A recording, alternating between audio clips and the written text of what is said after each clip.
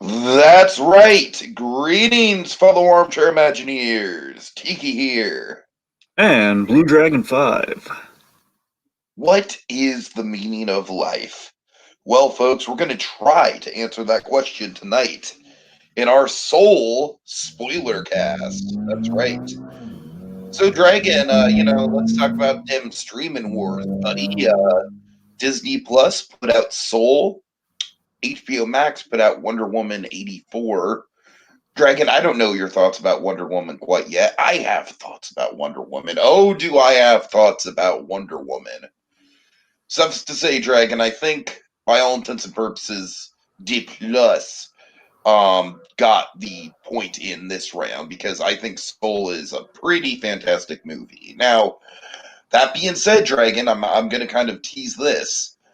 There's one movie that we haven't talked about at all that is going to be number one of the year for me. And it isn't Soul, believe it or not.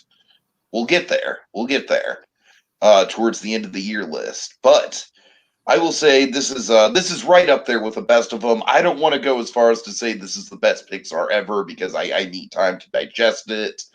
But I mean, as far as a new Pixar renaissance goes, I would say that this, Coco, and Inside Out are very clearly kind of like a thematic trilogy unto themselves, and easily the connective tissue that has brought Pixar into a new age, and we'll see where they kind of continue with it. Dragon, this kind of combined a lot of great things for me. It was a little bit of Inside Out. It was a little bit La La Land. It was, as we'll get into with the spoilers, it even did Brave right. So yeah, I quite liked it. It was definitely a joy to watch. A lot of heady concepts as we were expecting from the Doctor. I'm not going to say it's as good as Inside Out or Coco, but like I said, I've only seen it twice, so maybe I need to sit with it a while. But I still liked it a fair deal. It's still a damn good movie by all intents and purposes. All right. Well, I'll tell you, I was blown away by another Pete Docter triumph. That's kind of my thoughts on Soul. It took kind of the premise of Inside Out, but it kind of dug a little deeper. It's asking the bigger fundamental question. So again, I'm not saying it's like a carbon copy or anything. I'm saying it's kind of almost like a quasi unofficial sequel to Inside Out in a sense. It's like, what if we kind of took that sort of like, we're looking within why we do things. What if we dug even deeper but asked simpler questions like why, instead of like what happens when you get angry and you're mad and joy, like what causes emotions, so what causes things, period. Right. Yeah, but I concur with you. It's the recent Pixar films have kind of been an evaluation on very relatable themes. So to give you a few examples, kind of a ballpark and kind of getting this movie in a good way. Monsters University. It's kind of all about life path, which I really loved. You take Toy Story 4. That's kind of the big question of what next. The whole empty nest syndrome. Like what next? What if you kind of maybe have a few kind of regrets over certain choices, but now you're at the end of the road. Where do you go from here? Onwards, kind of redefinition of a relationship. And get the Soul, which very much so. I mean, of many things, it's kind of regrets and motives. Those are kind of like the two things that Soul really gets into. Like, again, the deeper motivation as to why we do things. And ultimately, as you kind of gathered from our little description here, this is as close as we're going to get to Pixar trying to answer what is the meaning of life, which is just, it's so heady, but so fun and so on brand. Of course, they're going to talk about, what is the meaning of life. We're there at this point. It's been about 30 years. We're there. Right. We're asking those questions now. But really, though, I mean, again, while Inside is like the closest thing, or Coco is kind of the closest things we can kind of compare it to it, this is unlike any Pixar film we've gotten before. It's so real in the story and the animation. It's seamless, and I feel that Pete Docter just keeps making the unsafe choice, and it keeps working out for him, and I love it. You go from up to Inside Out, like, how the heck is he going to make this work? An old man and essentially a Boy Scout? How is this going to work? An unfinished love story. What's this guy on? But think, if I'm being honest, and I don't know if you had this too. I'm going to close up my thoughts of this. This movie, if I'm being honest, this movie had me from the moment I heard "When You Wish Upon a Star," played out of tune by the band. That's kind of where this is. Okay, this movie's gonna. This movie knows what it is. It's gonna be a lot of fun. Yeah, very unconventional way to open it for sure. I mean, Yeah. I don't want to say it had me as much as Bundle of Joy had me right at the start, Dragon, because that's a movie Oh, just grabbing you by the balls and not letting like you go. But you're right about that, but I'm saying it strikes like the perfect tone of like, okay, we're playing the like we're playing kind of this film classic, but we're playing completely out of tune that we're showing fault just in the opening seconds of this movie. uh, Like we're right into the story on this, and we're conveying it even before our character speaks, and I love that. yeah. All right. So let's just get right into Act One, Dragon. All right, so Act One. So let's talk about Joe Gardner, the life and death. Again, folks, spoilers, Spoilercast. Okay, he The dies ish, main character dies. Oh my god. in quotes, but he dies. So the life and quote unquote death of Joe Gardner. So Jamie Foxx, I think he's really well cast in this role. I think Jamie Foxx did a great job. Yeah, absolutely. It's been interesting seeing his career, from the days of like something like Ray all the way up into kind of like the more mainstream stuff. And I think basically what his character is, Dragon, he's essentially like the middle age equivalent uh of Carl Fredricksen in terms of like, he is kind of like the personification, like what it's like to go into middle age, to not be young anymore, but to still have time left. It's a very interesting sort of exploration of that sort of concept. And Dragon, not to say I'm middle aged quite yet, but goddamn, I'm 30. I'm getting there. So, some of the themes being explored in here, like what am I doing in my life? Like what is a success versus a failure? When should you give up on your dreams? Like that kind of stuff really resonated with me regardless, Dragon. And I think Joe really encapsulates that. But yeah, I mean that's what it is. He's such a non-conventional protagonist. It's again like with middle-aged, middle school. Again, he's absolutely in the middle, Hmm. middle-aged, middle school band teacher with aspirations for jazz. And I love that's what I'm saying. I'm really glowing about the band opening because it conveys everything you need to know about this character. Where we show the longing so well and so visually in that class because we see like the half of them are like the disinterested or like the non-professional students were like, oh, I forgot my sax at home. You forgot a sax at home. Okay. And I just love this whole.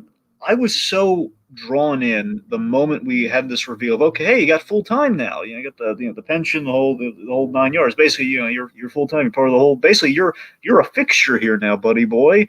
And we punctuate that scene with him going back into the classroom and he's looking at the jazz artist on the wall, like a whole bunch of these kind of probably kind of I don't know exactly who they are off the top of my head, but I mean, we're kind of like points we're showing kind of jazz musicians, like proper jazz musicians on this the wall of this music class, which again is complete opposite of where he's at right now in his life. It's very indicative, I felt, of Walter White, so Walter White-esque. Like it's the chemistry genius in a chemistry lab in high Yeah, I school. can see that. Sure, sure. He longs for more, but it's the fact he has like the painful reminder of how close to success he is right now. Hmm. And later on in the movie, he has I think Jamie Foxx's best line delivery in the movie. Don't get me wrong, there are a lot of great contenders. I think the line that really struck a chord with me on the rewatch, especially, was when he's in the hall with you, and he says, when he has this realization, my life was meaningless, and you felt so bad for him. And again, this kind of links up perfectly here, where again, it's sort of like, I mean, yeah, if your definition is jazz, and this is the closest you're going to get to it in a professional sense, and yeah, you feel terrible for this guy. Yeah, but by the same point, the movie does go out of it's very much kind of like an "It's a Wonderful Life" sort of scenario with with the journey he goes through the movie. Absolutely, and I love how again it's so crazy. We essentially kill our character off in roughly 9 minutes, but we I know. want to talk about that because I Yeah, fucking yeah, love. I love how the movie takes 9 minutes just to get to Walt Disney Pictures presents a yeah. Pixar Animation Studios film. It's great. Right? Yeah, like exactly. I think up to that point it's probably like 10 just once we get the credits popping up. But yeah, but you're right. But It's then like even nine. then we don't get the title until the actual credits. Yeah, Great. Yeah, you're so drawn into it, you completely forget. Like, oh yeah, we're not gonna pop it up again. It's like Inside Out. We have like we have a little bit of story. We have the whole bundle of joy thing. Then Yeah. Inside Out. But yeah, I mean, I love that. All just the think about what we established here just in those opening 9 minutes. So again, we've had so we have the story about his father in the jazz club, which is big, and that comes back later. So we understand where this guy's presumably where his spark came from. It's going to Oh. be big later. So his father took him to the jazz club, and the music came alive. And we know this guy can play music, and of course we see we jazz is very well represented in this movie, which how it sounds and how we animate people playing jazz, which we kind of learned from Coco in terms of how to show people playing instruments. We animate people playing instruments. That's how we do it. And I loved how we build up his death too, where we have like the cartoony, violent demises that almost Yeah, end. yeah, and it's definitely like a suspenseful, like, oh god, we know it's gonna happen, but when is it gonna happen? Now, I don't know if you had this because I watched the whole Life at Pixar thing, which kind of they talked about a sequence in this movie. Now, this helped me with my experience because I'm watching this and I'm thinking, okay, so he gets the gig, and I'm assuming he's going to get a suit because of the trailer. It's like I need to get a suit and a haircut, and I'm thinking, Uh, okay, so uh, he's going to go to the barbershop. Then this is going to happen. So when they kill him off in like 9 minutes, like, oh my god, it's like now. yeah, sure. And again, like, all the near deaths and oh god, it's crazy. I think that's the symbol of the movie. His demise is symbolic of his problem. He's looking forward, again, looking forward to what he wants before he looks right in front of him. Yeah, definitely. Yeah, so again, excellent stuff. Just our opening. Joe Gardner's really interesting. I love him as a protagonist. I just love everything we said about him in those 9 minutes. Again, Pete Docter's signature. Everything you need to know about a character in 9 minutes. Look it up. Literally. So Monkey makes an interesting point where he says it feels like two different movies, and I may wonder how it would have been if they stuck with the abstract stuff. It's not a deal breaker. Yeah, Monkey, will definitely get into that more in Act Two, but I will say my initial reaction to, let's say the twist of it all is it's Brave done right. It's very similar to the turn we had in Brave, but they actually really stick to landing on what they do with the twist. All right, so just we're kind of inching towards that since you bring it up. I guess you want to talk about. So Joe dies. The question is, where does Joe go? All right, so yeah, this is where the movie just goes into full gear with the of the great beyond to the great before. I love the concept of the great beyond. I love how we keep bringing it back as like this imminent threat where it's like it's kind of played as a joke, kind of, where they keep opening the portal like, ooh, you're gonna go to the great beyond, scary, ooh. But really, Dragon, I'm just gonna say this as someone who's had a lifelong fear of death. The great beyond, that staircase and all the people just going blindly, it's fucking terrifying. But okay, let me tell you the bit.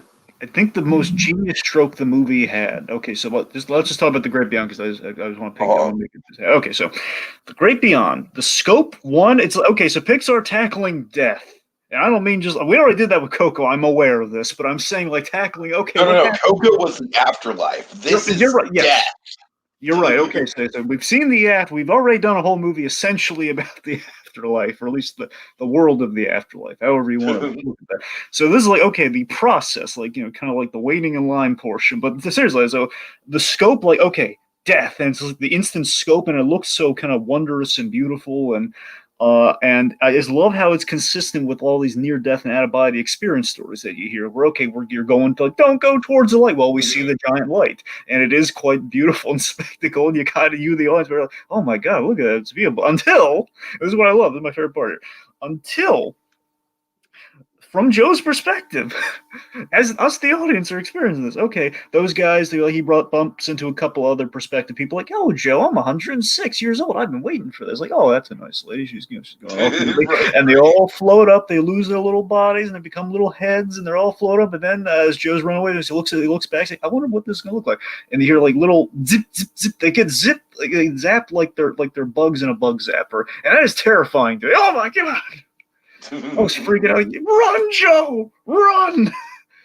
Yeah. And think about how genius that is. Again, this is going to be kind of the mantra of the whole thing. Look at how brilliant this is. Look at how genius this is, because it really is.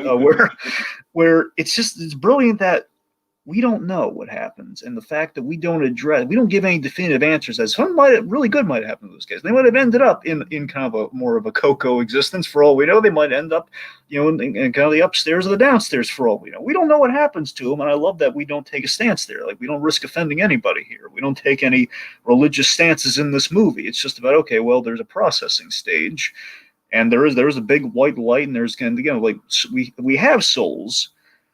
But we don't say, like, who put the souls there, or how exactly that works, because we don't need to know that. And again, the movie knows it's just walking the perfect line. Mhm. Everyone's happy. Yeah, it's very well done. So then we get remember when he falls off, just getting to the before, I guess. I mean, remember when he falls off and before he gets to the before, the quantum entanglement void of just like ethereal shapes and computer code. I Right, love that. there's a lot of shit like that in this movie. Like the thing that happens to Daveed Diggs as well. Just like That's what I'm saying. just like shit where it's just like, oh boy, like no, like that is something that's just beyond our comprehension, and we know it. Yeah, that's what I'm saying. This is like he's going through the same. He went through the same thing that Joe's going through when he falls before in the base of the path to get to the before. And here's what I love about it. I love there's kind of like a meta thing where this is like the secrets to life for computer animated characters, because again, it's like all shapes and like digital, like very simplistic shapes that they would scan into the computer, because you have like all these extreme constructs broken down. Like you have like sound waves that are moving like lines, and you have like giant like cubes and shapes. Essentially, it's the triangles of it all, Tiki, and I love it. It's, Right. it's so, again, it's like and we do like a reverse 2001 instead of colors. It's all in black and white. It's very impressive, and that brings us to The Great Before. yes.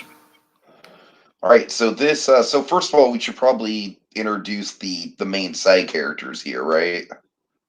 Yes. Well, again, I don't know if I'd call. Oh, yeah, I guess they are psych. Yeah, let's talk about the Jerrys, the good Okay, the Jerry. Jerrys. Dragon, this movie redeems the name Jerry. That it does. That it does. So, what do you think? I thought, of course, this is one of those things we saw kind of in the promos and in the trailers. This is the last trailer that I saw of this movie. Was the trailer that kind of introduced the concept of these guys, and after that, I was kind of like, nope, that's enough. I'm done. But what do you think of them? Well, so the Jerrys and Terry, I guess we should also talk about Terry. Because yeah, I love the idea like where y'all named Jerry, and then we have like, okay, not everyone's named Jerry, but mostly everyone's named Jerry though, all but one. I love the whole 2D construct thing because one, again, kind of like in getting from point A to point B, it's kind of a little bit of like a little tongue-in-cheek nod to computer animation where we start off in 2D. Of So that's course, kind of yeah. these are the guys essentially rung up from kind of our computer generated film here. So they are, but I love their function more so. I love how, with the exception of Terry, who's like an accountant, the rest of them are kind of like I like the academia of this movie, where Joe is a teacher, as well as essentially our Jerry serve as like preschool teachers, Mhm. you know. And they're all very obvious. They all feel very much from New Zealand, by the way, which is a weird choice, but I'll go with it. I'm totally fine with the choice. The only thing weird about it is that Taika Waititi isn't there. I know that's the thing. It's like no, but it's cool. But especially like Terry. I believe Terry is like played by a New Zealand actress. I could be wrong. It sounds identical. Sounds very much like it. But anyway, so Terry is the one that I could relate to just because a lot of the times I'm that sort of like perfectionist at work. right. But yeah, Richard Ayotte, man, I've been following his career since the days of like the IT Crowd and the Mighty Boosh. So really cool to see him in action. Yeah, he's one of the Jerrys because they have a few different, basically a bunch of different voices doing the different Jerrys. Uh, Yeah, of course, the whole portal. Basically, we learned the lay of the land here with kind of the world building in the before, the great before, because we have like the portals to Earth, which is basically this giant kind of swirl, like like it's like a thing in a mall. You drop a penny down there, it kind of circles the drain a little bit. yeah. It's just kind of like a giant portal that you just jumped into. Yeah, we have the soul badge, which again maybe a little homage to Up meets a little bit Inside Out. I don't know, just like a little bit like we need the badge to it's kind of almost like the ET. It's almost like the passport badge thing. Yeah. Needed to go to Earth. But yeah, basically the spark is the thing that makes the badge happen. Which I like that. It's kind of like you need kind of the spark of humanity once you developed all the character flaws and the character traits. We have like I love that we acknowledge that we do create some sick puppies where we have like little film about I'm manipulative and a megalomaniac. No, yeah, that's a lot of fun.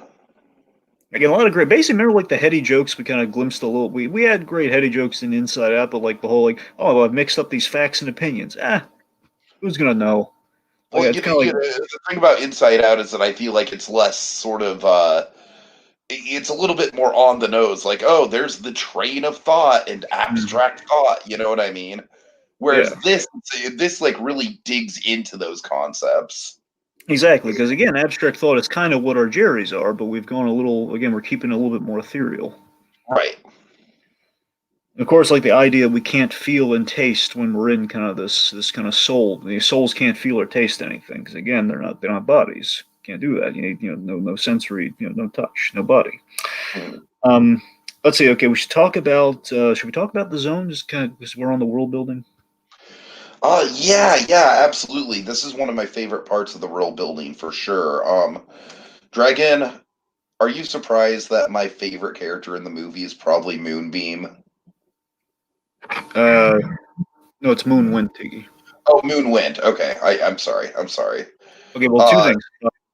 yeah. You want to go on with your thing? Well, I'm just like this guy. Just like I just love the concept of this guy, where he's kind of this like this hippie science roller who's like probably on acid 99% of the time, and he rides around in the land of abstract thought, blaring Bob Dylan Subterranean Homesick Blues. I mean, if that's not a character that's not made for me, I don't know what is. Okay, well, two things about Moonwind. Okay, one, he's voiced by the incomparable Graham Norton. I love Graham Norton. He's one of the underrated talk show hosts. No one ever talks about how awesome Graham Norton is because Uh, he has the best setup of all the talk. He's the interview king because he sits them all like a bunch of disparate celebrities, like different ones, not always in the same movie or same project. He just kind of puts them on a couch together. Back when we could do that, and has it has like some great just kind of like improvised kind of like kind of conversations, and he'll throw spring like little factoids about each celebrity's life at him, and they all kind of react and elaborate. It's really cool. Anyways, you have Graham Norton, but also this I kind of knew about this guy. I had no idea what his function was because I saw like this guy in a Happy Meal during the Happy oh, Meal really? thing they had, and I had no idea because basically think about again just to show you how tough Pete Docter makes marketing with his films. Okay, just to show you, we love This him guy's for it. like Bing Bong on crack. See, that's the thing because I walk into a McDonald's and you have like a little Happy Meal toy display and you have like these little plush guys and like they have like okay, there's Joe, there's the kind of the soul form of Joe in 22, and a cat and who's this bearded guy? Who's the mustache? I don't get it. That's what I'm saying. I'm wondering who the heck. That's what I'm saying. I know those two very clearly, and then there's Joe's human form, but what's going on here? And why and there's a soul version of the cat? What is with the stupid cat? So obviously, given what happens in the film, it now makes a lot more sense, including who this beard. So I was going, I wonder who the bearded guy is going to be. And you're right, absolutely. He's our hippie Bing Bong. And I absolutely love that he's kind of like our link between the two worlds. That's a Yeah. insanely clever plot device. And the idea, all the hippies, again, they're all all the hippies and probably like the Joe Rogans of the world, all the guys who are thinking all the heady thoughts and doing all the doing all kind of the meditative sort of things, they can probably kind of drift in and out of this. Right.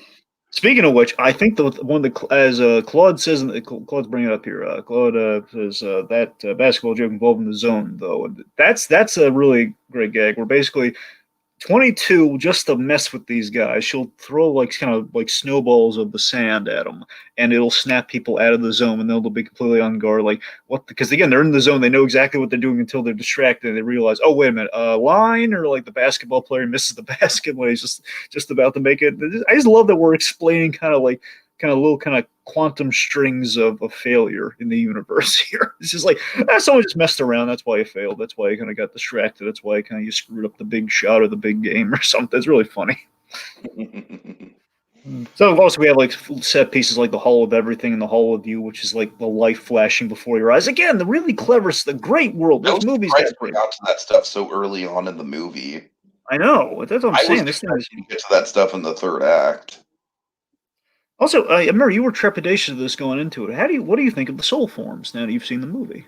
Oh, I think they absolutely work just because they give each individual one a lot of personality and a lot of character, and the designs look similar but different enough where I'm fine with it. Yeah, I like. They're not Yeah, my favorite Pixar designs ever, but I'm totally fine with them.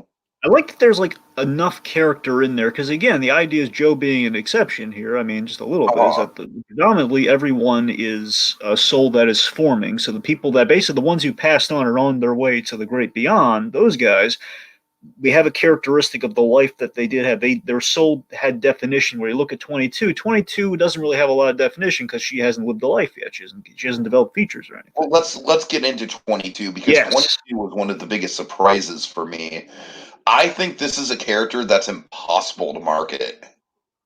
I would concur. And again, the whole Happy Meal thing being an example. Like, who are these guys? Because, like, on paper, what you see of her in the trailer is like, oh, she likes to slap Joe around and she's, got the gag about the pizza and blah, blah, blah. And it just feels like she's going to be, like, kind of like a really immature sort of side character, like the comic relief, like the mater of the movie or something. And You know really, what's really no, funny? it's like what they do with her that's genius is they just give her these literal millions of years of wisdom, but kind of like it's untethered wisdom. You know what I mean? It's wisdom that she doesn't know what to do with. I think a big hero of this movie is Kevin Nolting. So, of course, this is Pete Docter's editor extraordinaire on Up, and I believe Inside. I don't, he may not have done Inside Up, but I know he did Up. Of course, he did the famous like, "Oh, well, that's not going to work. That's old Nolting charm right there." Of course, Yeah, yeah. I think This the movie's preferred. filled with gags like that. This movie's a lot funnier than I was expecting it to be. Me too. Okay, so that's what I'm saying. So I love that. Just to concur with you, just to kind of like piggyback off your thing. So again, the editing of just making her the most reluctant soul who's broken her mentors, and her mentors being some Yes, of the best yes. figures in history, as in like Mother Teresa's like, I don't like you. Getting Lincoln, Muhammad Ali, Copernicus, Marie Antoinette, who's just the head, by the way, which is genius. I love that. And like Carl Jung, but of course, Tiki. I think the funniest moment in the movie for me. It's not really that funny if you think of it, but it just cracks me up just the way it happens. Well, her breaking Lincoln, I think, is the funniest thing in the movie when she, which is like says, "Oh yeah, you're not like Lincoln thought he was so honest," and he just says, "Hey, so you're really not bothered by the whole being on the penny thing?" No, of course, it's a great Right, honor to be on the right. penny. Well, Andrew Jackson is on like the $20. Jackson, he's throwing Jackson! just the way he says Jackson and throwing that seeing Lincoln so ticked off. Like he's always so composed. Just seeing him so ticked off. Sorry, just so funny. Okay, anyway, It kind of so well, reminds sort of like some of the petty politics of Hamilton a little bit. yeah. What's Alexander Hamilton doing on the 10? Anyway, so fun fact again, Tina Fey being friends with Amy Poehler again, yet another little inside out to the soul connection there. But yeah, her I like that. I love the logic behind her voice, by the way. Wait this long to voice a Pixar character. Sorry, what? I said I'm surprised it's taken her this long to voice a Pixar character. Funny you should mention that. Again, she's in one of my favorites. She's in Megamind, not Pixar, but again, Right, just Tina right. Fey voice acting. It's a charm. But yeah, so it's I love what we do with her voice. Where the idea behind her voice, like why does this character sound like Tina Fey when she's supposed to be like a newly crafted soul? Where well, all the other little soul kids are just their kids. Whereas basically she's doing this to irritate her mentors, and she can do any voice she feels like. They're really great. Just just really funny. Yeah, yeah. All right. And overall, just conceptually, like I said, there's no way you can convey kind of the depth of this character, the living for millions of years and having all this wisdom, yet, being immature about it by the same point. And, just conceptually how she can change her voice and all that stuff. There's no way you can market that, Dragon. It's just impossible. Oh, but Tiki brought up a great point. I want to expand on here. Is Okay. the bridge into the whole pairing of the two of them. So the genius thing with the whole life experience thing that really feeds in their dynamic is that it's Pixar. We've taken the easy solution of the spark off the table because of her life experience. Like she can't have like a ooh, what's this moment? She can't have her big spark. Sure, sure. Because we've taken off the table because she's seen everything. She's broken Lincoln. She broke Lincoln. Like how do we?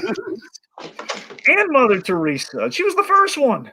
By the way, I just want to point out, you're not going to get this reference, Dragon, but I want to point out for the South Park fans, there was a montage on South Park of Eric Cartman breaking all of the TV nannies that kind of reminded me of this, like like Super Nanny and the Dog Whisperer and all of that, all those people. Anyways, By the way, a little Easter egg. I mean, of course, I know there are a lot of Easter eggs, like you had the pizza plant truck and the A113, of course, but really cool Easter egg.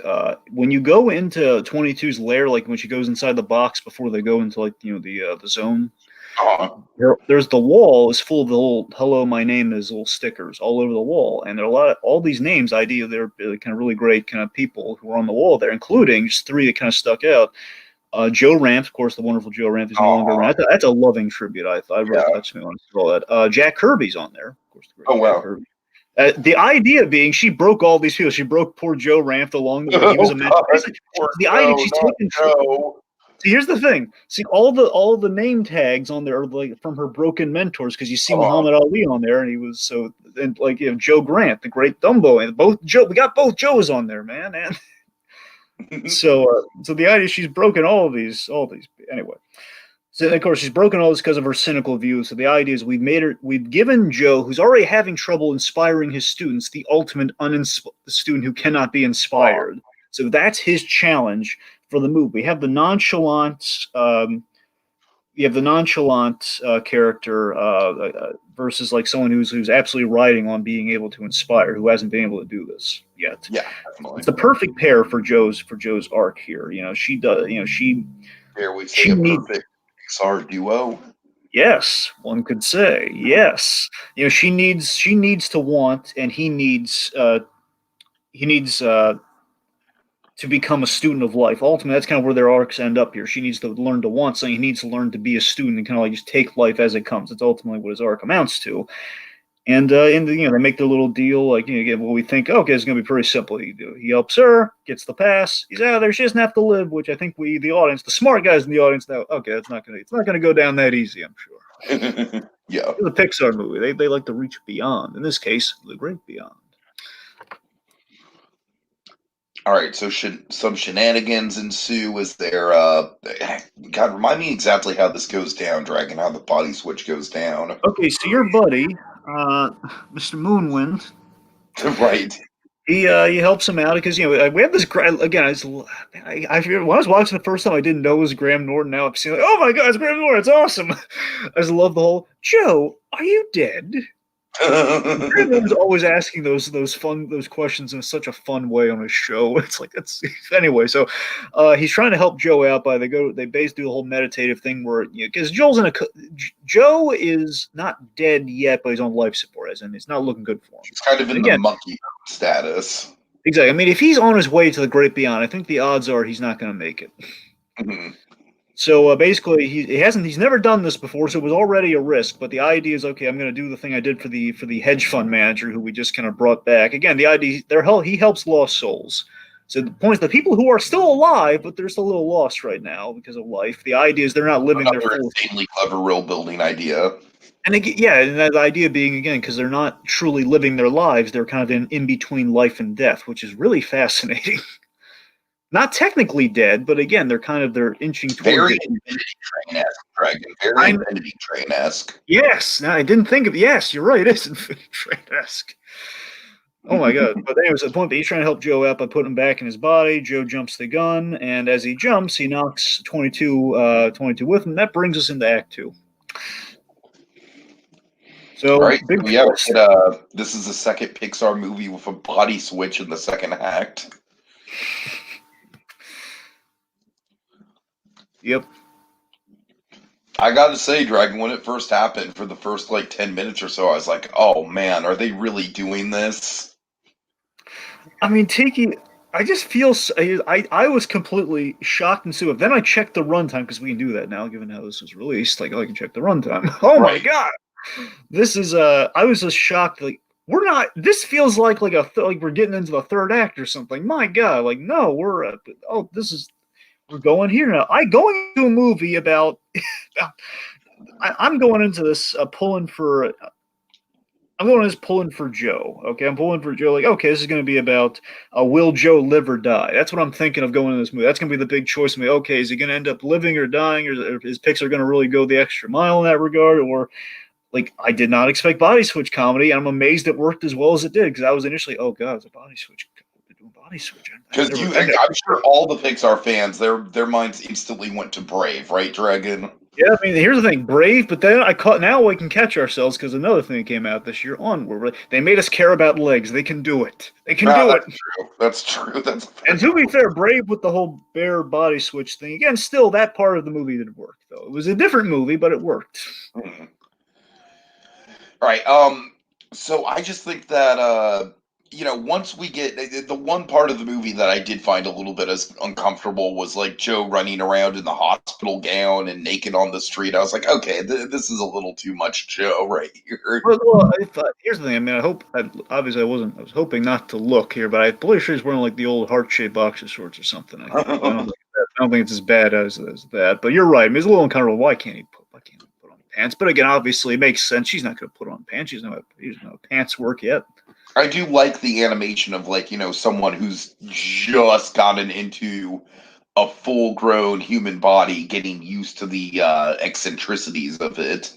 It's kind of like a newborn baby meets Big. That's kind of the way they Uh, do it. It's kind of again, it's very Linguini-esque animation in terms of Pixar doing what they do best and figuring out how to animate the impossible, like a la Onward, legs, no body, just legs that have to convey emotion. Sorry, I think it's one of the most impossible things they've done until this. So I just love that we're doing fish out of water physical comedy with 22 and Joe again having to feed off Joe, and again also because we glazed over putting Joe into a cat with said body switch. 22 is in Joe's body, and the cat is now inhabited by Joe, which is like here's the amazing thing, Tiki. I don't know if this dazzled you as much as it did me. The way we animated. I know if I can use the word animate, but yeah, I guess it was anime because it has to be. We animate perspective yeah. as in the shift of perspective in that the cat can talk. Is it the cat is mouthing the words to Joe because Joe can understand the cat. But when we cut back to the people's perspective, it was just the cat making meowing sounds and all that sort of stuff, and Joe speaking as if he again because they're studying the animation here, like Joe speaking like Tina Fey, speaking like 22 to the outside world. Whenever we hear Tina Fey's voice coming out of Joe, that's animated like Tina Fey, which again is just really interesting how that works. No, you're right. There's a lot of just tiny little nuances to the character animation and the way that it goes in and out that just really really lands.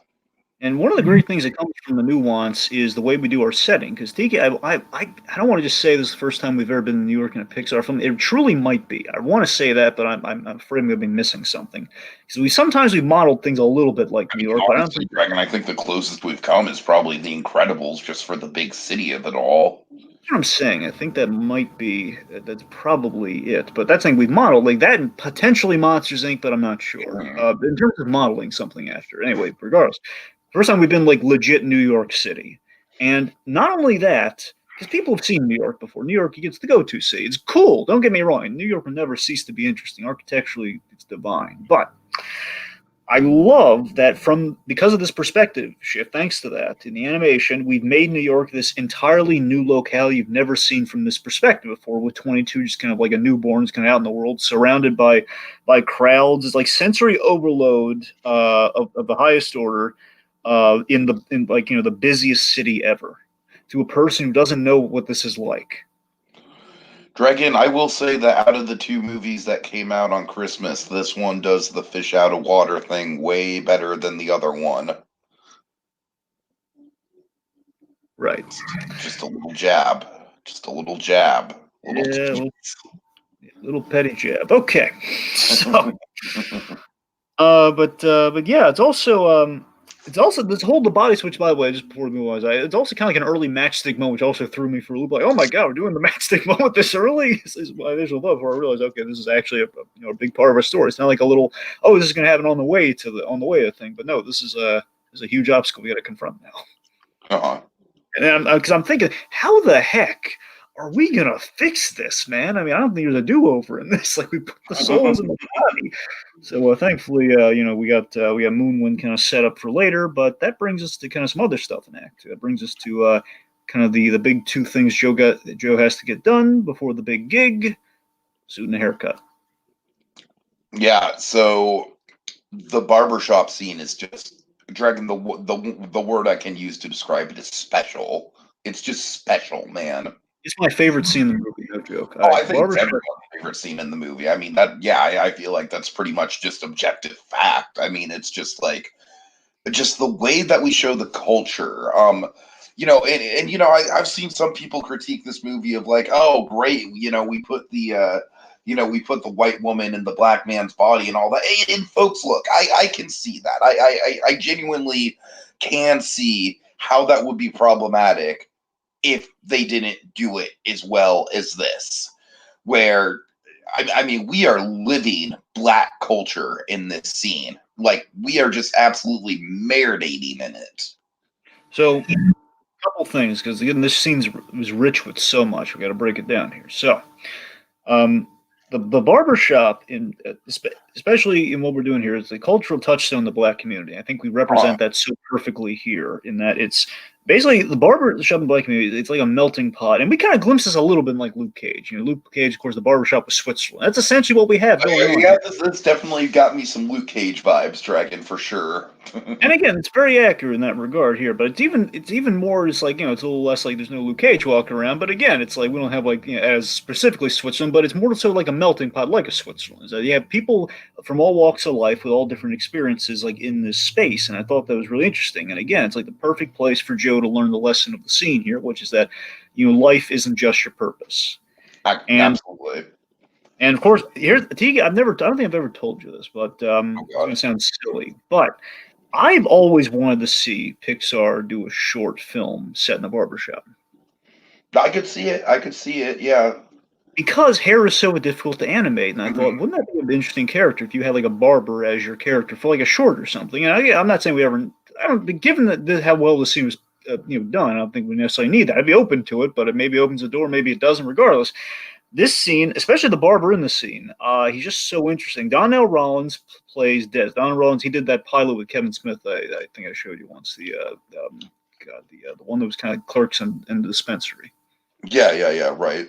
Anyway, but yes, I love Des the Barber. Des the Barber is so interesting. I love this whole thing builds around them having a non-jazz related conversation, which really is ultimately this human conversation. I'm not talking about the whole, yes, the metaphysical thing is really clever, it's really fun, that's cool, but I'm saying that what happens after that metaphysical conversation scene is really what gets me, man. It's that human conversation about life-changing course. He wanted to be a veterinarian, ended up being a barber because after the Navy, his daughter got sick. That's so you never hear these things, man.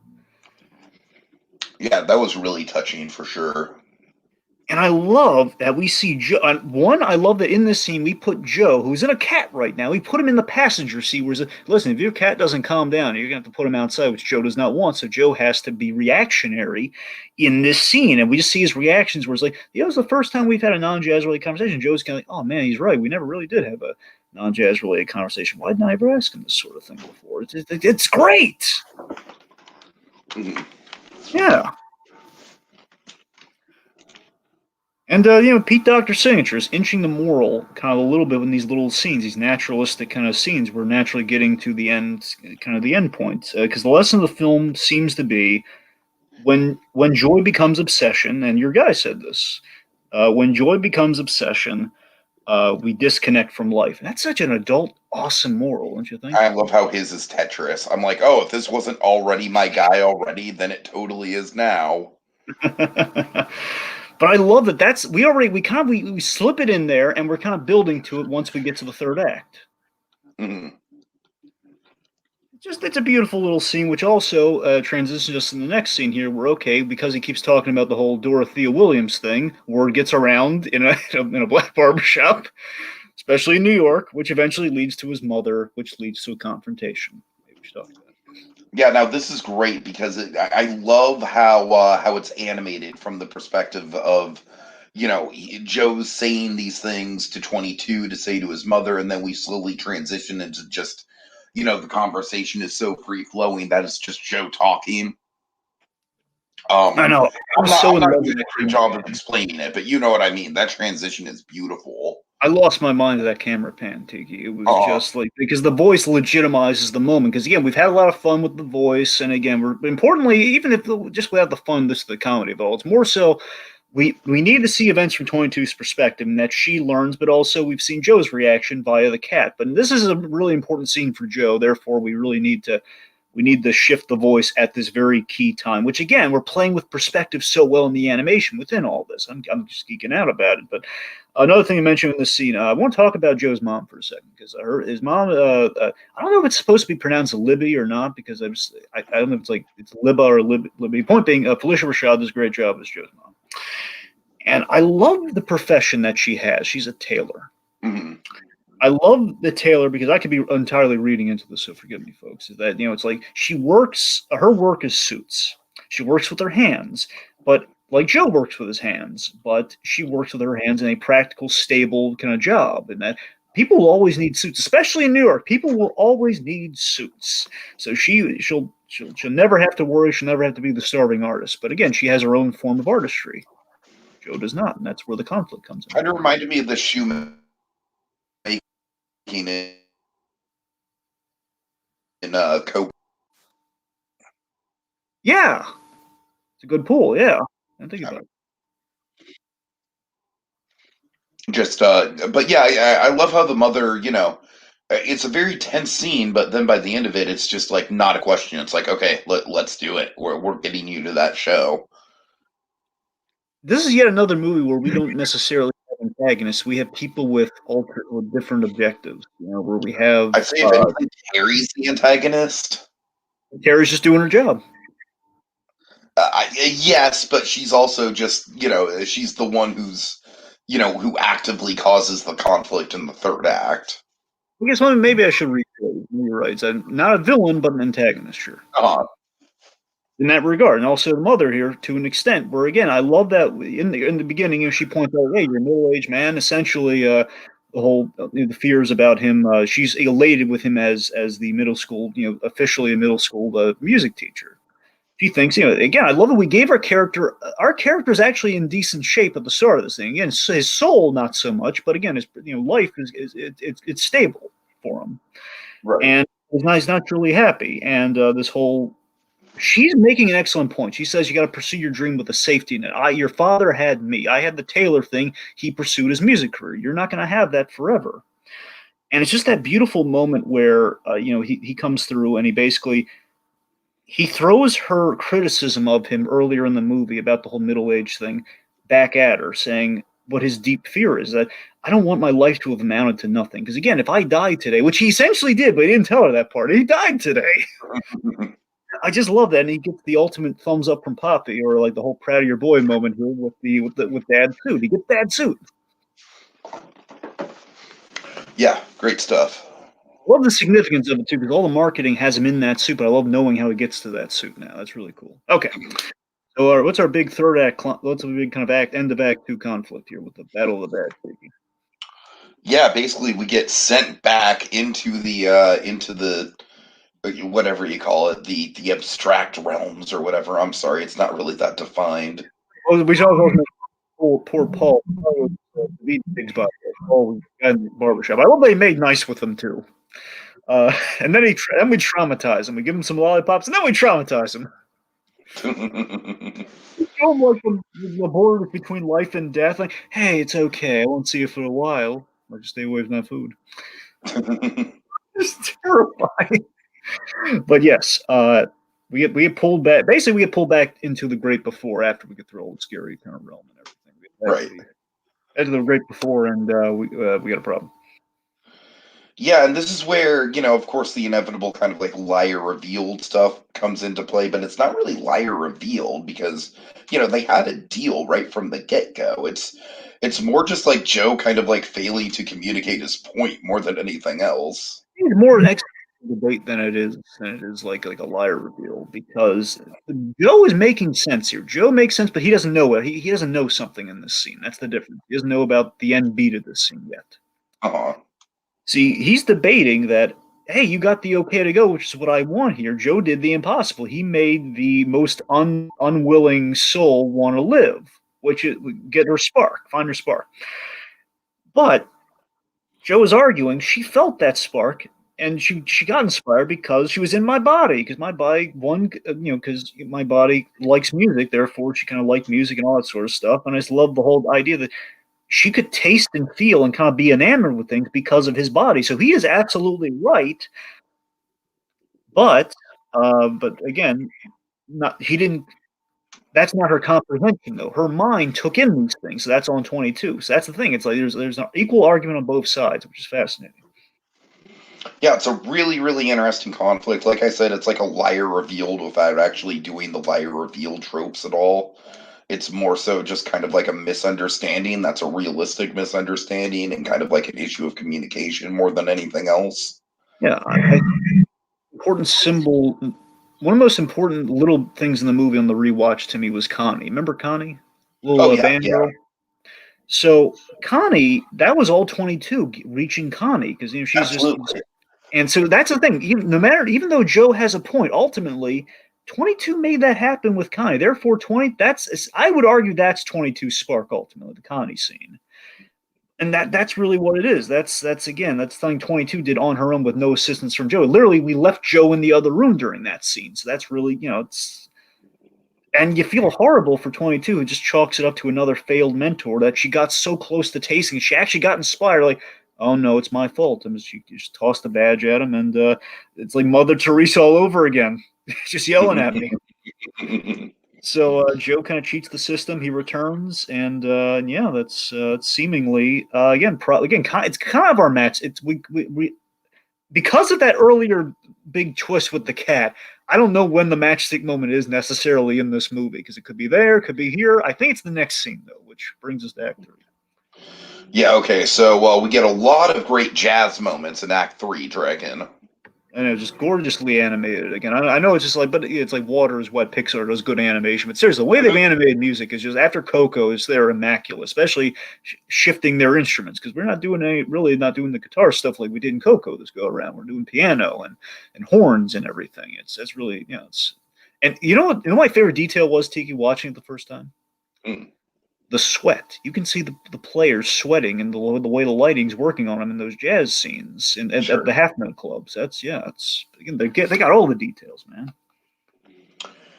Yeah, I just again, it's very Damien Chazelle like, the whiplash, the La La Land. You really just feel the music, you feel the passion for it. They do a great job of, of explaining why it's significant. Yeah, and I think as great as I love that we're so rooting for Joe at this moment that he finally reached the gig. He spent the whole. I love the day night cycle of this whole thing, by the way, because kind of classic, almost kind of classic Pete Doctor style. We have a very simple goal. To do so, though, we have to go through, and in the movie's case here, we go through some mundane things again, like the barbershop and the tailor. Okay, so Joe needs to play this gig at 7, and I'm assuming school lets out like 2:15 or 3 o'clock, so he has like roughly 5 hours. This movie takes place within like 5 hours, Yeah, according to right. the point of view, and he dies in this day too. So let's get that in there too. So he dies, comes back to life, and he's got 5 hours to make all this happen. And again, it's making these kind of mundane kind of stops along the way, which again will go a long way later on. Which brings him to his big gig, which goes fantastic, goes great. We knew he could play music. There was never any doubt that he wasn't going to deliver on the music. But then brings us to this genius moment that only Pixar can do, especially this day and age. Um, Afterwards, where Joe has achieved his goal, possible music career, because they were inviting him back to play more. But then we have Dorothea Williams, played by Black Panther's mama, It's Angela Bassett, man, Right. the wonderful Angela Bassett. Again, I love that we keep building up Dorothea Williams, right? And She is one of the more interesting. She's got some Anton Ego vibes for yeah, sure, Dragon. that's the perfect comparison. Yes, Uh, Again, another great example of a character that's not a villain per se, but has a lot of memorable, kind of like vaguely antagonistic moments. she's got 3 scenes in the movie, yet we keep building up her name because her name means I love something the in the runner of community. Teach. Yeah, it's great. And again, it's the whole like he gets in. But I love that's really sweet how he gets into his story here. The other Curly, a student that he mentored, that he reached, and I again, love Curly, man. He's one of my favorite characters. yeah, We don't do a ton of with him, but I love that we see with that character that Joe is good at his job, that he has he's had at least one or two success stories with the exactly. student. And I can't prove it, but again, I have to go back to it yet again because it's a great movie to go back to. I should go back to the Hall of Memories thing. I think we see Curly in that Hall of Memories scene where he's teaching the Yes, we kids. do. We do. We see a young Curly on the piano. Yeah. That's awesome. Uh-huh. But yeah, I'm absolutely with you. Anyway, so of course, Dorothy Williams, I love that we kind of build her up. She gets 3 scenes. She only says something in the first scene. Second scene's kind of like the reaction, like, what the heck is going on with Joe? I don't want this fool in my group. Look at him. Right. Again, Curly going to bat for him, though. And then that brings us to now, where she gives this excellent. And we use Angela Bassett so perfectly here with this scene where she gives him the great advice about the fish in the ocean story. Uh-huh. Oh yeah. Again, given that it's a Pixar film, I do love to get a little. Again, I like those subtle nods within our story moments to fish in the ocean. Of all the analogies she could have used, I don't know. But so basically, Joe, he's kind of puzzled to puzzled to the feeling of accomplishment being kind of an empty moment at this point, where it's kind of the what next. Like, hey, I've achieved my life's goal right now, but well, what next? And just this idea that I think ultimately what the moral of the story here about the fish basically kind of like I want the ocean, but you're in the water, you're in the ocean right now, but I want the ocean. This is just water. Where essentially it's that people always want more, and they're assigning purpose and weight to the arbitrary things, and we distill all this down essentially to. It's going to sound kind of crazy, but I want you to go with me on this. I think we've distilled the meaning of the movie ultimately down to kind of the old Mister Rogers saying to being yourself is good enough. Being I love you as you are sort of thing. The whole like being yourself and living is enough, which is ultimately Joe's lesson I felt. So basically, that's kind of the moral of the story here, where he kind of learned in 2 parts from Dorothea in kind of like this analogy, as well as he asked Jerry in the earlier scene, like, "Hey, so like we never found out what her spark was. Like, what do you mean what her spark was? Like, oh, what was her big hobby? He's basically looking at spark as like what is the hobby trait of interest? Like, what is like her field? Like, what is her dream and aspiration? Oh no, we don't assign that sort of thing. No, it's very so basic. We don't. I love Like, Richard they don't. Ayotte, a very humble response to that. Yeah, By the and way, again, I Dragon, love. whenever I heard Richard Ayotte in this movie, I kind of thought of Pie. I'm not gonna lie. Just, I don't know. I think we figured out Pie's accent, Dragon. I think Pie's got a little bit of New Zealander in him. All right. Anyways, But yeah, I love the whole like we don't assign purpose revelation there, which kind of gets Joe ultimately as he kind of stews on things here, and he kind of goes back to his apartment. He sees the little totems of 22's experience, realizing no, that was 22 is just kind of living life with these little mundane moments, like with all the pizza crust and the little lollipops and all this, the you know what totems my from the favorite day. symbol is the spinning pedal thing. I don't know what Yeah, you call it. the maple seed.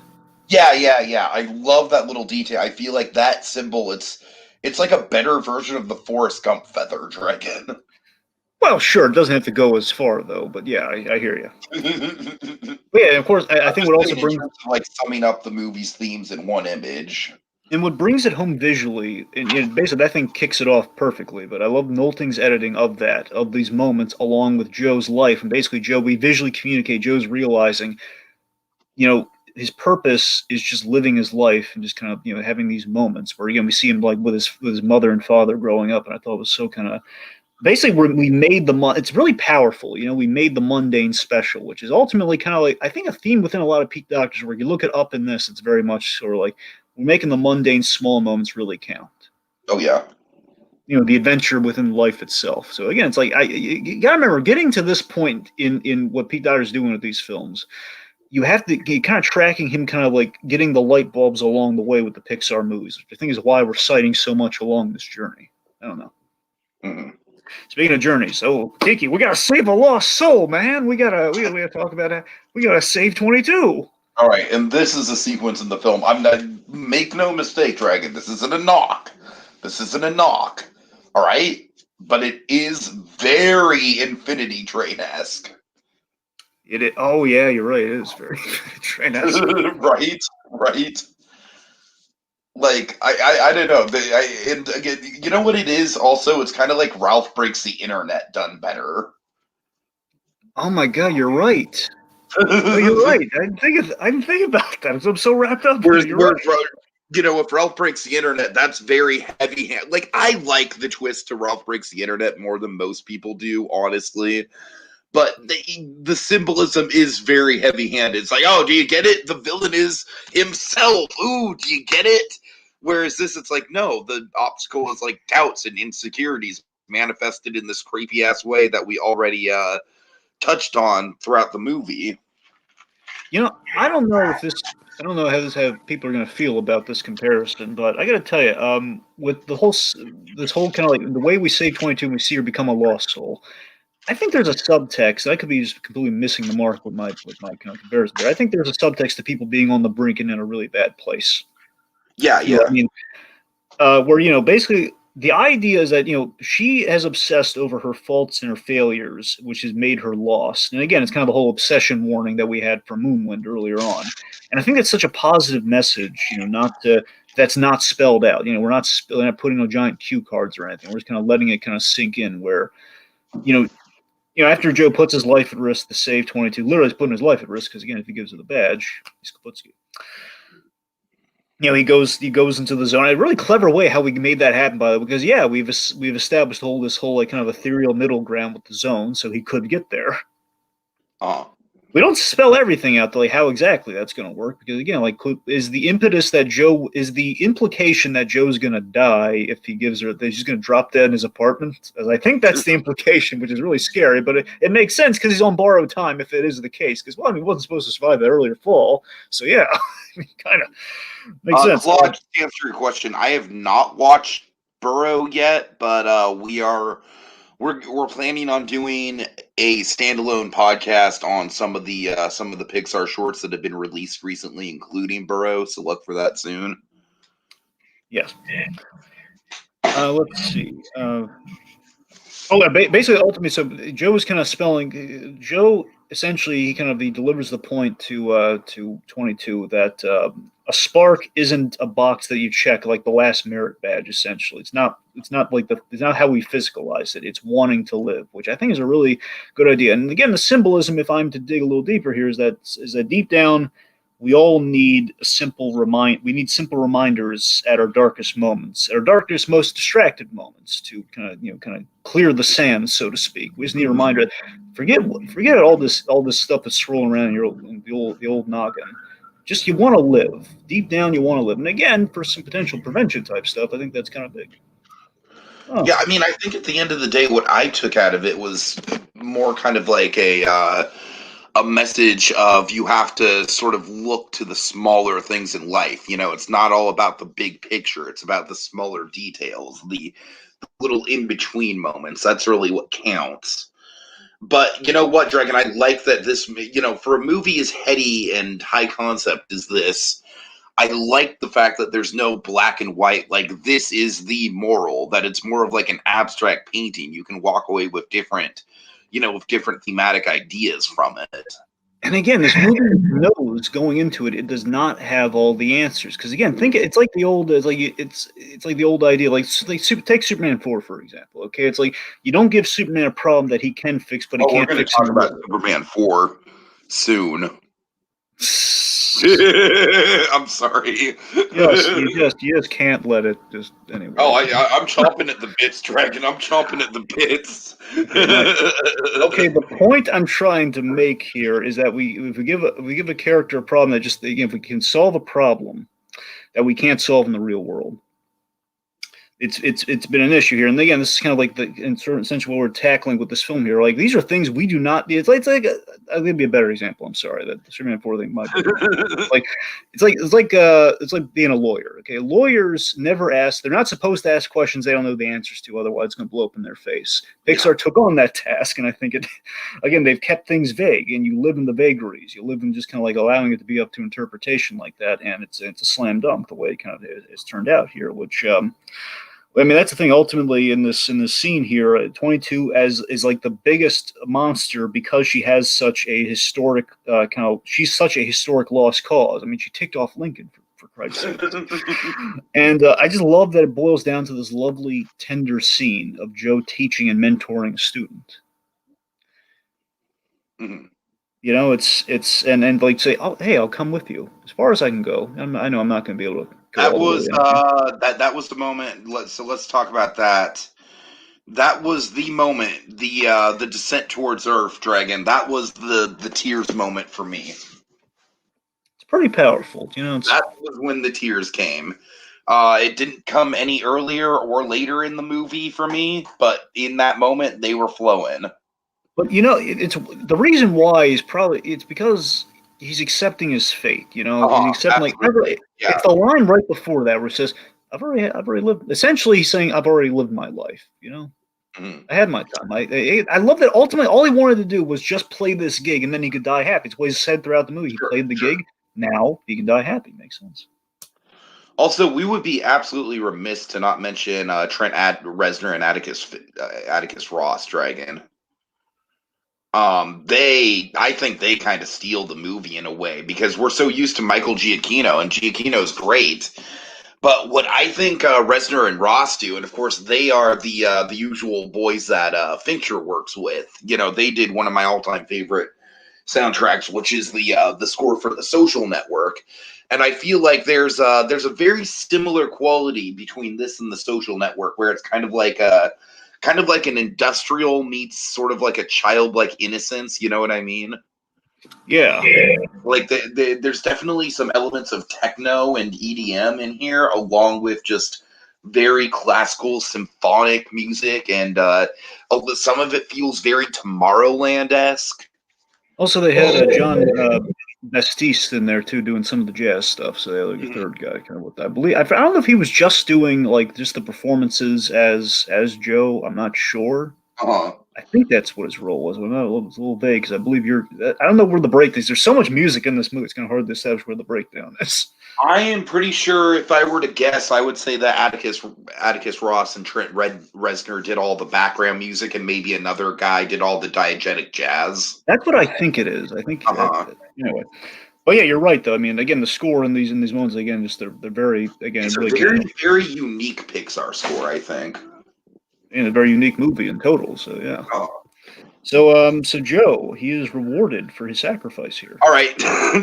What do you think of this, Dragon? Because honestly, I was having a Kevin Smith end credits moment when he was plummeting to Earth. I wanted the movie to end right there.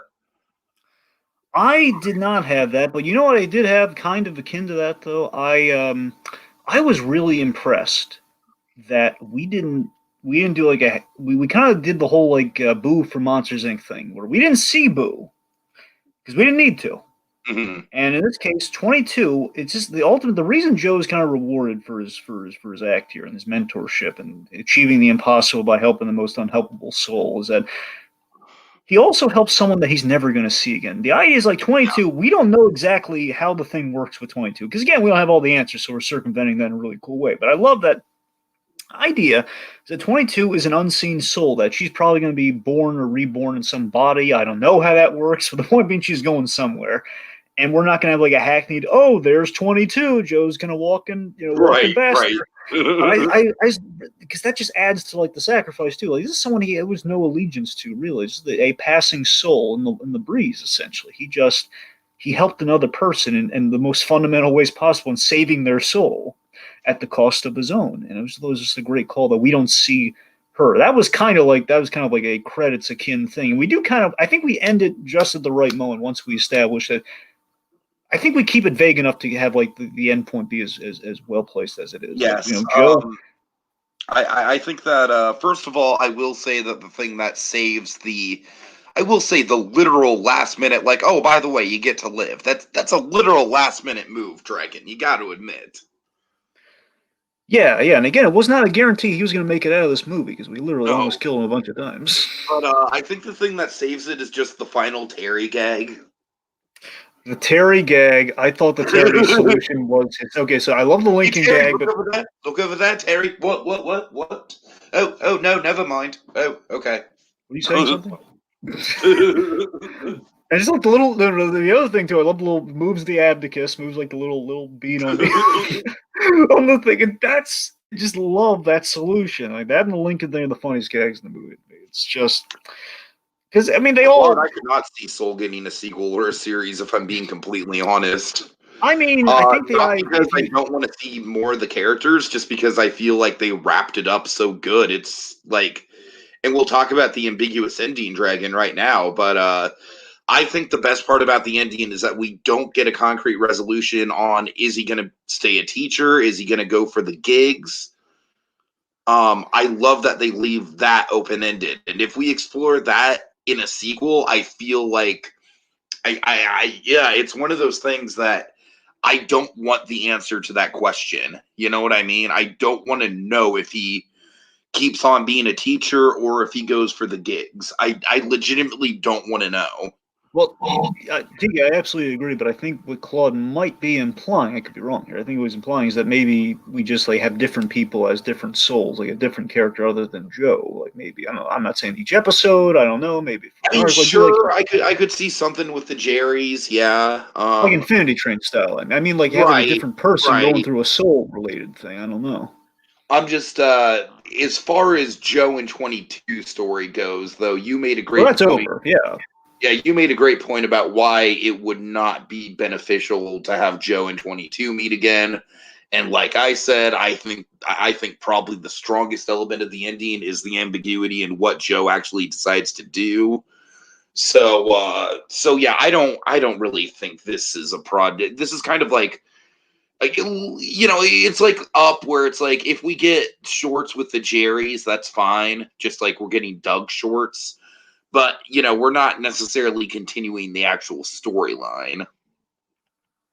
I mean, the most I could even like imagine, and I'm not even saying like it's like a good idea. I'm saying the most I could possibly imagine you could get out of this universe. Again, it would kind of defeat the purpose of the name, but it would be if we explored like characters like again like the barber, for example, like other characters in the universe. Maybe Joe's around, but again, it's like the less is more with Joe. Though I'm not. I'm saying in that neighborhood, perhaps, but even so, again, Soul of Harlem. Not bad. But that's what I'm saying. It's like I'm saying we can only do so much of the same premise in this universe, even if we're in like even if we like these characters. Kind of like it's kind of like Inside Out. It's like there are technically story directions we could go with Inside Out, but do we really want to do it? Exactly. It's like Paul, for that's the only thing. Like, hey, what's going on with Paul now? He's been traumatized by existence. right. So, I don't know if that'd be the most. I mean, it might be a funny short, but I don't know if it's gonna. We did that with Up. Remember, we had George and AJ, the short film about those guys being traumatized after Carl Fredrickson's house. All right. So, but that's it's talking about the ending though. Let's get back in. So, I've said everything I need to say about the ending. Well, I was going to get my 2 cents, but okay, go ahead.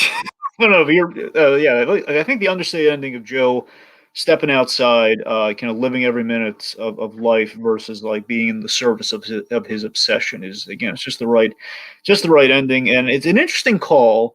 Think about it. The one hanging Chad we have in this movie, I think, is left hanging for a reason. Lisa. We left the Lisa thing dangling, and I think we did that so the ending wouldn't be misinterpreted. Like, hey, now Joe's going to live for the relationship, or no, that's not the point at all. It's the point he doesn't know what's going to happen. I like that. That's like it's the Lisa thing is basically just to show that this guy hasn't been a shut-in his whole life. Exactly, which again, very easily you could imagine this another studio, perhaps. Again, I'm not saying it would have killed the movie, but still, I think it's better that it doesn't have this. If like, hey, Joe's like, I'm gonna call Lisa, or he's gonna go visit Lisa. That's the ending, or something. It's like, no, because that's not Almost the point. as if there's another movie that has a really, really, really awkward and forced love interest thing at the very end, Dragon. You're just really just getting on my nerves. Still, that you're really. Oh, if you think I'm getting on my nerves now, dude. I'm getting on your nerves, right? Okay, so. Anyway, but yeah, so that's again, the movie ends at just the right point. We don't have any hanging chads. I mean, we kind of eliminate the thing of the hanging chads. The point being, it's and also the end credit song is really good too. About the you gotta have soul. It's really I'm not doing any justice, but it's good. Okay. Oh yeah, Claude says Soul series involving different characters would be great. And again, that's as far as you can take the premise. Again, maybe and executive says money talks, people. Yeah, well, I mean, I don't know how profitable this movie is going to be, all things considered, but yeah. True. Well, I hear it's doing well. I don't think it's going to be doing extraordinary, but I think it's doing well. It's a Christmas gift from from. Sure if it's doing well or not, though. Yeah, true. Well, the point being, it's kind of it's kind of a nice it's a nice kind of a nice Christmas gift to the world that's been bestowed to us. I'll take the win. I'll take the win. Right. All right. Okay, so final thoughts. I think that Dragon, I'm not ready to say that it's quite in the same category as an Inside Out or a Coco. After 2 viewings, I'm not ready to say that. But in terms of modern Pixar stuff, it's definitely up there. Like it's definitely in the top 5 like modern Pixar movies, to be sure. It's a really fantastic movie, just all around, just the world building. It's just crazy creative. You got my boy Moonwind with the subterranean homesick blues and the Tetris. It's like that character was literally just made for me. And yeah, overall, I just think it's a very heartfelt, very heady Pete Docter movie, and I just want Pete Docter to keep making movies. Final thoughts from me. I think this is a testament to Pixar being bold in their filmmaking, crazy enough to tackle the absurd and the metaphysical in this case. And they can make it work because ultimately they get the human element so perfect. That's the key to it all. They get the human element, like the Joe Gardner of it all, and like 22's experience. They get the humanity within the absurd, no matter whether it be a pair of legs or it be like a whole metaphysical, like kind of evaluation of life itself.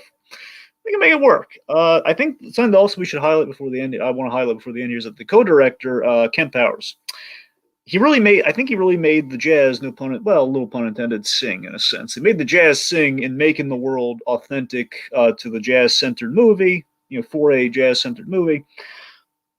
It really helps fill in the blanks of a man's life, and I think it's pivotal in a movie about about the meaning of life. Ultimately, what we want to know about a man's life, and how we know about a man's life, well, we learn about his passion. We really represent that well. Again, that music from the start. I mean, that conveys it, like where the man lives. The barbershop. It's all these elements. Just they fill in. They kind of convey so much when we only have 90 minutes. And 60 minutes of those weird credits. But let's not dwell on that. But yeah, I mean, again, I think I continue to be blown away by Pixar's storytelling prowess as per usual, and hat off to Pete Docter again. He's just the man. The man is amazing. The man has so far has done no wrong, and he keeps swinging for the fences, and they're all home runs. I love it, love it. All right, thanks to Claude Kringa, executive, and then I believe Monkey was also in the comments earlier. You guys rock. Also, Donovan was in here before we went live, but he didn't show up for the broadcast. But Donovan, we love you. Hope you guys had a great Christmas. We will be doing the Wonder Woman 1984 spoiler cast soon, and as you can tell, tone might be a little bit different on that one. So in the meantime, folks, thanks for watching. Have a great day. See you later. Jackson!